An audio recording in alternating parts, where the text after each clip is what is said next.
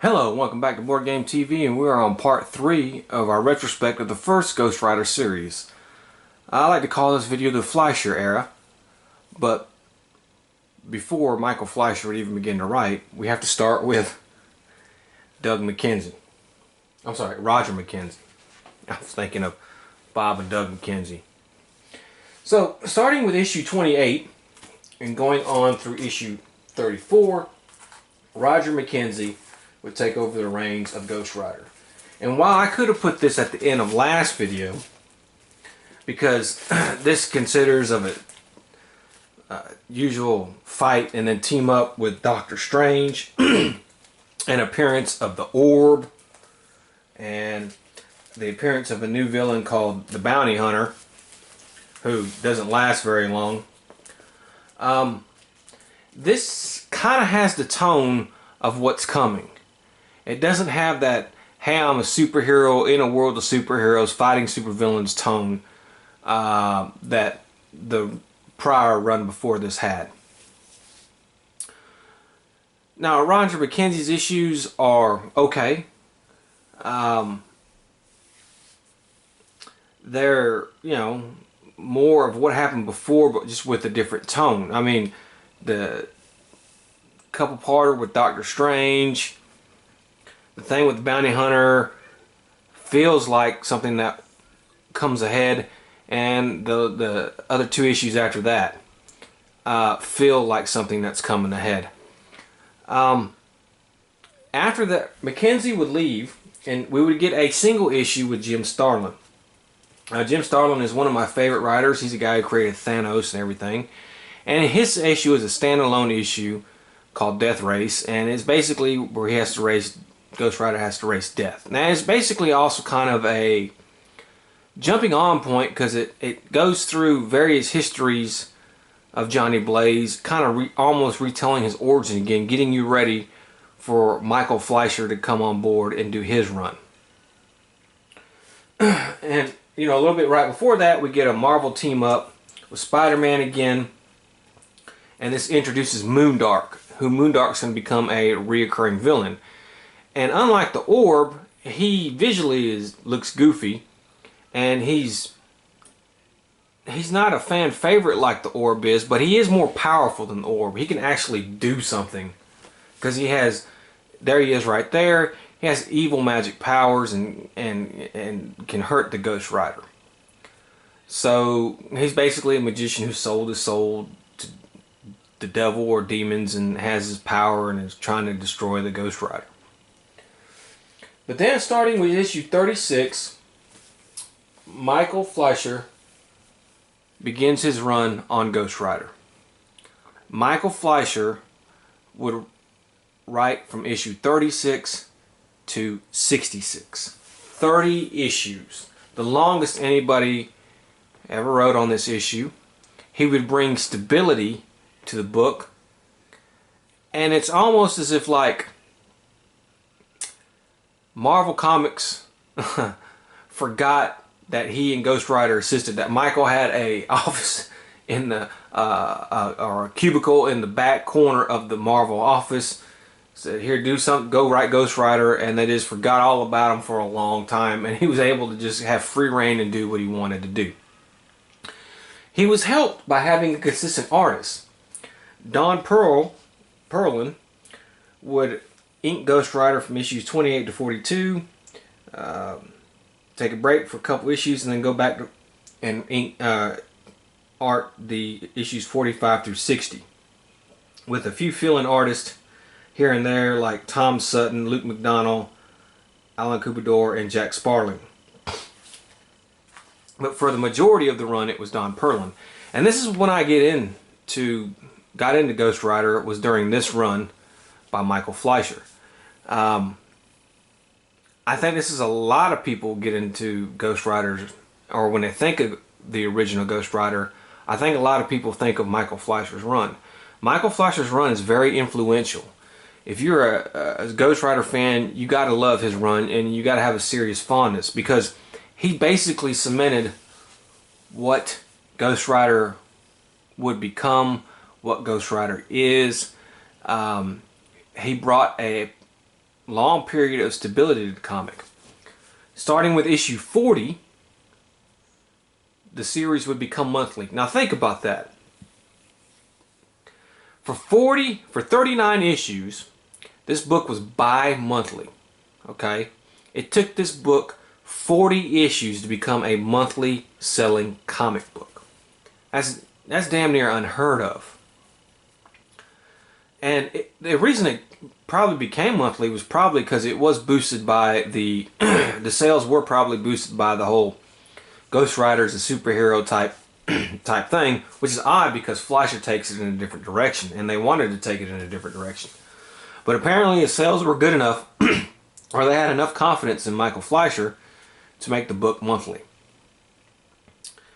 And Michael Fleischer's take on the character is very much like the old Hulk TV show of the late 70s, early 80s.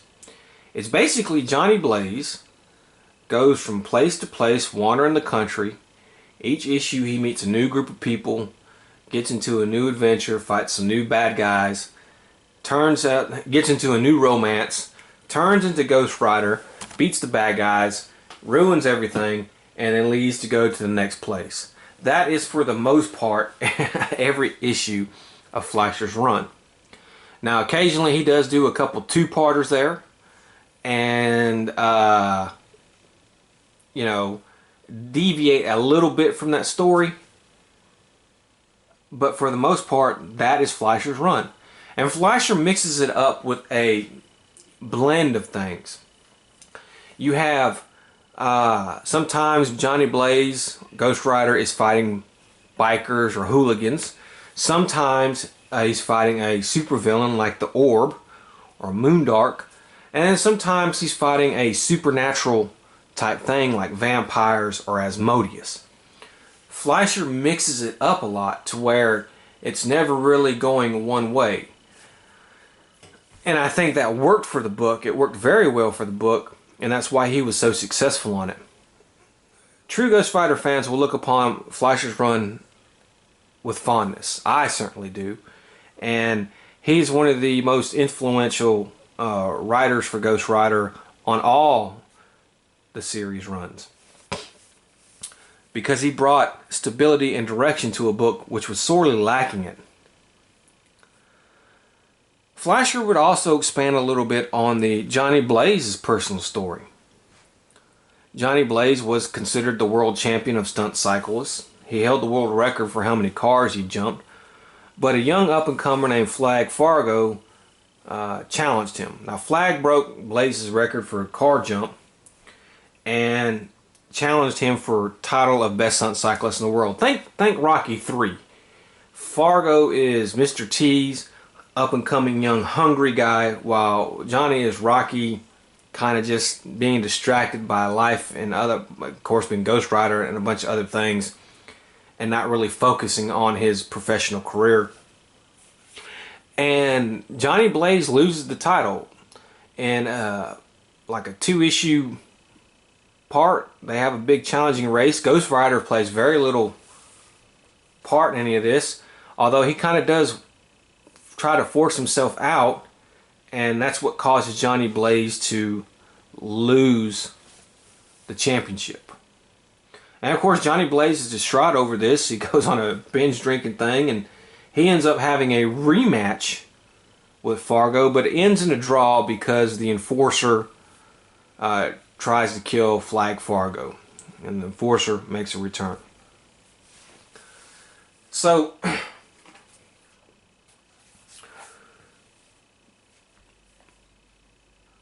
let's talk about how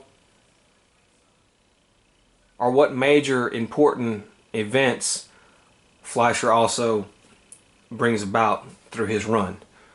Well, at the very end of his run, we get introduced to the Quentin Carnival. Now, mind you, there is no Roxanne and there is no Satan in any of Fleischer's issues. He's just free of all that.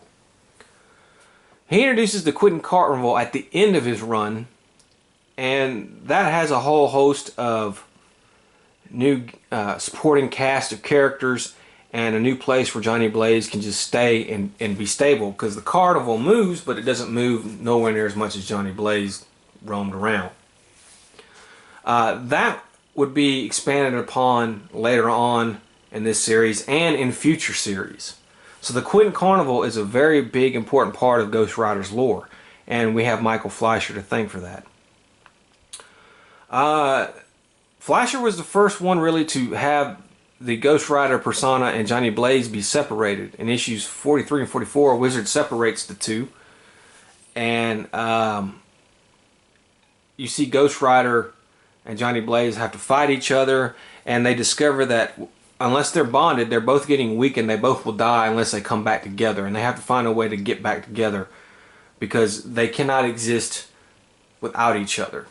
And it's because Ghost Rider is bonded to Johnny Blaze's soul, so he cannot be separate from him. Another thing, a big thing that happened with it was the introduction of the original Ghost Rider. Now, the original Ghost Rider came in issue 50, and that's where that was my first issue of Ghost Rider, and that is one of the reasons I have such a loving fondness for Fleischer's era. Is Ghost Rider was a Western superhero. He didn't have any supernatural powers. He just used his suit to change, like one part of his suit, like it's like a what do you call those things? The inside of his suit was pitch black. The outside of his suit was glowing white.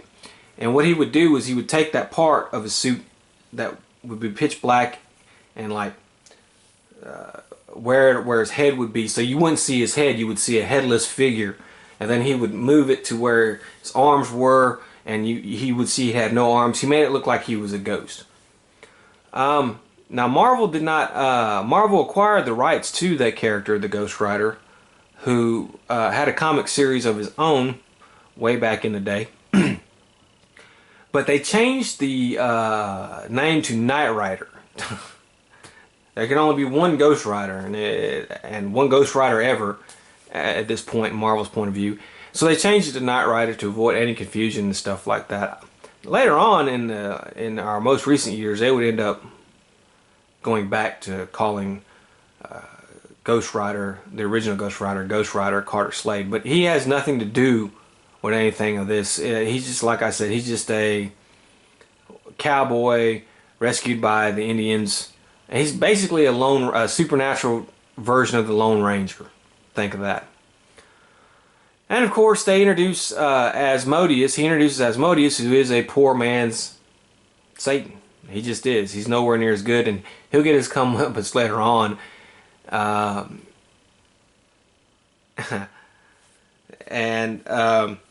Yeah, just to keep some supernatural elements to the book. Every now and then when Fleischer did a supernatural story. So the Ghost Rider would really evolve during this area. This is when Ghost Rider kind of became the Ghost Rider we're used to. Blaze loses control more and more of the Ghost Rider persona. And the demon starts to develop more and more of a personality. At first, he's basically... I've got to go, I'm the spirit of vengeance, I'm going to go get vengeance upon these evildoers for what they do.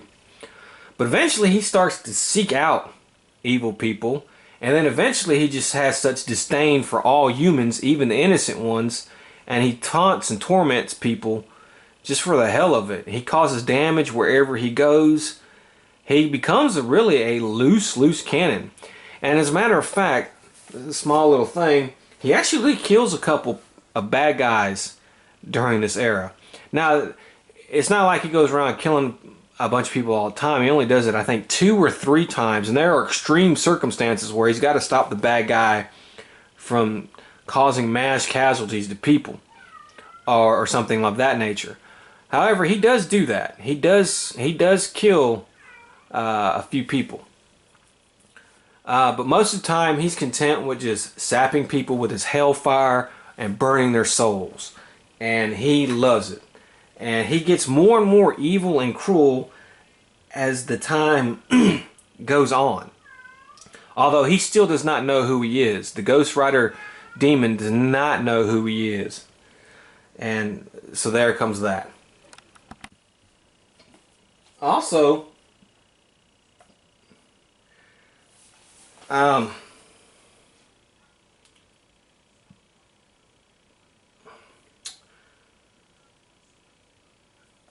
Ghost Rider gets rid, basically, he's pure flame cycle now. You're not going to see him ever run a real motorcycle again. So the tone of the book, more towards Fleischer's run, is that Johnny Blaze is lost control. He's slowly losing control, then loses control of the Ghost Rider personality, and it has a personality all its own, and that personality starts to become more and more evil and disgusted and hating human beings, and takes more pleasure in torturing people. And Johnny Blaze starts to try to fight, turning into the Ghost Rider, but there's so many times he has to in order to live, and you know he can't stop it. And you know he's just, a lot of the issues end with him regretting that the Ghost Rider got let out and hurting people, and that's basically it for Fleischer, his interpretation of it. Now there were various team ups.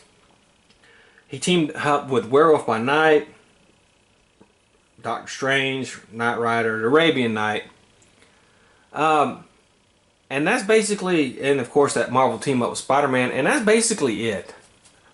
Not a lot of team ups. Like I said, they went away from the superhero era. Notable villains. The Enforcer comes back. And during the second part of the Flag Fargo storyline, he doesn't come back for long. Ghost Rider makes short work of him. Moondark comes back and harasses Ghost Rider from time to time. But again, Ghost Rider is victorious, and the Orb's final appearance will be towards the end of Fleischer's run, where the Orb one last time again tries to destroy Ghost Rider, thinks he can do it, and in the end the Ghost Rider just utterly destroys him, and basically he had to turn into Johnny Blaze before he would end up killing him. I mean, it would get that close for him to kill the Orb. You know, he just got sick of it. Then, you know, Water Wizard would become a reoccurring character a couple times. And Water Wizard, of course, you know, had been singed by Ghost Rider, so he's scared witless of Ghost Rider. And although Moondark tries to get him to help him fight Ghost Rider, he reluctantly does so. But it doesn't ever bodes well for Water Wizard. As fondly as I praise Fleischer's era, I'm not going to say it's not without its problems. And I think the biggest thing you can say about Fleischer's era is that it surprisingly got stale. Even though Fleischer did try to mix things up with villains and situations, if for 30 issues you're basically writing the same plot, where Blaze goes from one point, gets embroiled in some kind of thing with some bad people, turns into Ghost Rider, beats him up, leaves to go to the next point. And that's basically, you know, you can't... can you really do that for 30 issues? Now, why Fleischer chose to do that for so long, I guess we'll never know. And honestly, sometimes some of Fleischer's situations were just downright boring. Whenever Ghost Rider fought goons and bikers, they were just boring. Some of these new villains, like the Apparition there, or Asmodeus, they just didn't cut it. And then your occasional weird adventure that Ghost Rider would get into just wasn't that exciting. It just wasn't. He was just fighting weird things or weird people or just, you know, a bunch of goons, and it just got stale over time. So towards the end, I don't know whether, you know, Fleisher wanted to leave. I don't know if sales were starting to go down. They would bring in a new creative team, try to revamp Ghost Rider and take it in a somewhat new direction. I said somewhat because it's not a full abrupt shift from superhero to what Fleisher did. And that, I think that was one of the big problems for Ghost Riders on Fleischer's run. As much as he did for it, as stable as he brought it, as much as he defined the character, you still can't do the same thing for 30 issues and expect results. And, you know, other than this comic and that one appearance in that Marvel team up, Ghost Rider wasn't really part of any big Marvel crossover events. He had no annuals, no graphic novels, nothing. It's like they forgot about him. He was put in a corner, and they forgot about Ghost Rider for a little while, and they forgot about Fleischer, and they just did their own thing. And when you're doing that, you won't be successful. You won't stay successful. But that said, I still love and adore Fleischer's run. You still have to give the man credit for his contribution to the Ghost Rider mythos, because his probably the most prominent run on the first series, Ghost Rider. It's not my favorite run, but it is a second close, but it is the most prominent. You know, like I said, the problems is being stale, and nothing is resolved with Ghost Rider and Johnny Blaze and the fight they have with each other. So starting with issue 37, it's basically Ghost Rider fighting thugs and going on a rampage. 38 is that suicide cult, and 39 is the second part of it where he fights his suicide cult, and he ends up making short work of them. 40 is a lame villain called the Nuclear Man. He never appears again, and I think Ghost Rider, if I remember right, is one of the people that Ghost Rider kills to save the guy from blowing up a nuclear plant. You know, there was a little bit of period of time for a goofy storyline where Johnny Blaze got amnesia. He got knocked out by these crooks, and he got amnesia, and he forgot he was the Ghost Rider. And he met this chick and fell in love with her, and yeah, that storyline didn't last that long, and it really wasn't that good. So that was quickly reversed a little while later. Issue 43 and 44 are some of the high points of Fleischer's thing, where the guy separates the two, and this would be used later on in other people's runs, but he separates Blaze and Ghost Rider, has them fight each other for their little 2-issue arc. 45 is more thugs, but it is also 45 and 46 is also the start of his thing with Flag Fargo trying to regain the championship. And though very light on Ghost Rider, it is a very good story, and it's a very compelling story, and you get to see Johnny Blaze try to fight back to gain control of his life, and it's really a high point for the series. Although Johnny Blaze loses in the end, and the issue afterwards, he doesn't take it very well. He gets on a drunken bender and just beats up a bunch of thugs after they attack him. After that, he kind of takes it a little better.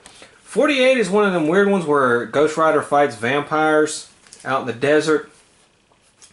If you like vampires, you'll like it. 49 and 50, like I said, are two landmark issues. It's where Ghost Rider meets Knight Rider, and also the Indian god Manitou, or whatever. He's in their pantheon. He's in Marvel's pantheon of gods like Zeus and Odin and stuff. Ghost Rider gets his butt kicked by him, but he goes back in time, and it's a very interesting story, and it's a very Carter Slade original Ghost Rider story. So there's the Manitou right there, and it's very good. It was what got me into Ghost Rider, these 2 issues, and so very fondly I remember them. 51 is about a ghost trucker. 52 is about the sisters of Kronos, the sirens of Kronos, who've been locked away and come back up. It's more of a funny read than anything else, just to see how these ladies who've been entombed for ages come out to the modern world, and they're sirens. They can ensnare men with their song. It's really more funny. They don't really pose a threat to Ghost Rider. Issue 53 introduces Asmodeus. Like I said again, the poor man's Satan. Try to get Ghost Rider's soul. Of course, he fails. 54, the orb comes back. There you go, right there, the orb, and kind of actually a pretty good issue. Ghost Rider, it's nothing like the cover. Ghost Rider tears the orb up in the end, and I think almost he was going to kill him, and luckily Johnny Blaze is able to regain control before Ghost Rider can physically kill the orb. And you think the orb would learn his lesson, but he doesn't. 55, we have a guest appearance by Werewolf by Night, and they kind of team up to fight the Tatterdemalion, some jank level Marvel villain who goes against people by stinky clothes and stuff. He's a terrible villain. This the problem, like I said, with Fleisher, some of Fleisher's things is you could have put any villain in there, and you do that, and you put this guy in there, and see that's when it doesn't work. Of course, Moondark comes back in issue 56, and Ghost Rider has to team up with the modern day version of the Knight Rider. It's basically a descendant of Carter Slade, gets possessed by Carter Slade to become the Knight Rider and help Ghost Rider defeat Moondark. 57 is the Apparition, a new villain that Ghost Rider just beats and kills in the end.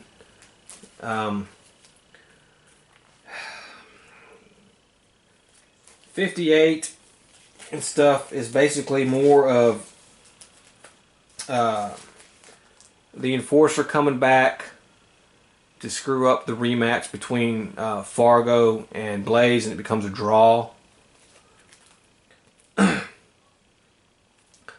59 is Moondark recruiting the Water Wizard to try to help him defeat Ghost Rider. Again, to no avail. And the Water Wizard really doesn't want to have anything to do with Ghost Rider. 60 is kind of like a one-shot where he goes against the hero Black Juju, but they fight each other because there's a mix-up. But really not that good. 61 is kind of actually interesting. It's Johnny Blaze breaks, or Ghost Rider breaks Water Wizard out of prison, kidnaps him, and forces him to help a town that's having a problem with their water springs under the town, so the town is short of water.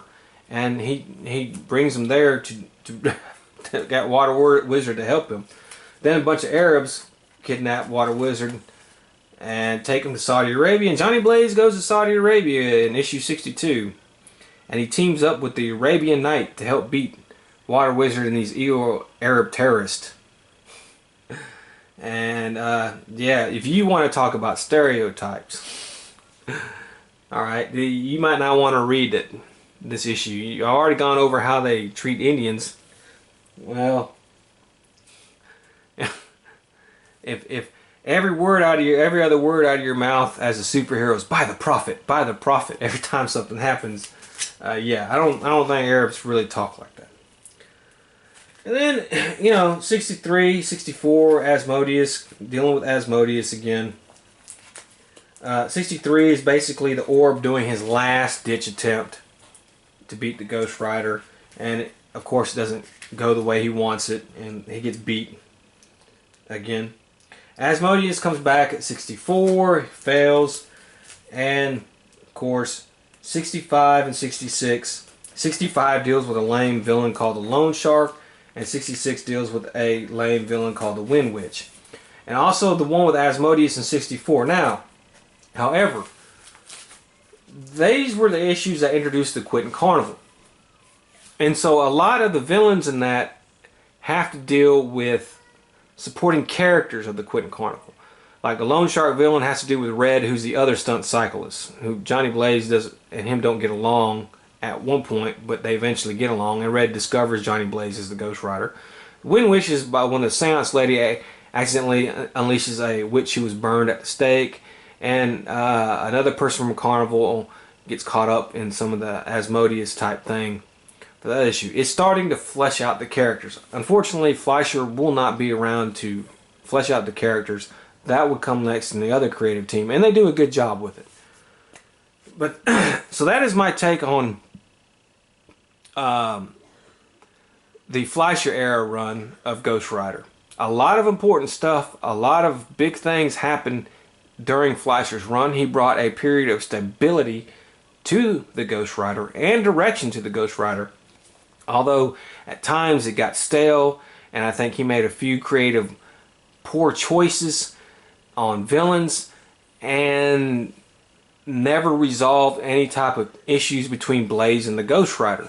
And I think that ultimately ended up hurting him in the end. But if you're a true fan of Ghost Rider, or if you want to get into Ghost Rider, I highly recommend Michael Fleisher's run as author of Ghost Rider. You don't really need to know much about what happens before his issues, with maybe a few exceptions like the Orb is his nemesis and a few things like that. But mostly every story is self-contained, and if you're into Ghost Rider, if you want to get into Ghost Rider and you want to start out and you want to get a good run, Fleisher's 30-issue run is fantastic. It's not without its problems, but it is a really good defining run if you want to know what the character of Ghost Rider is like.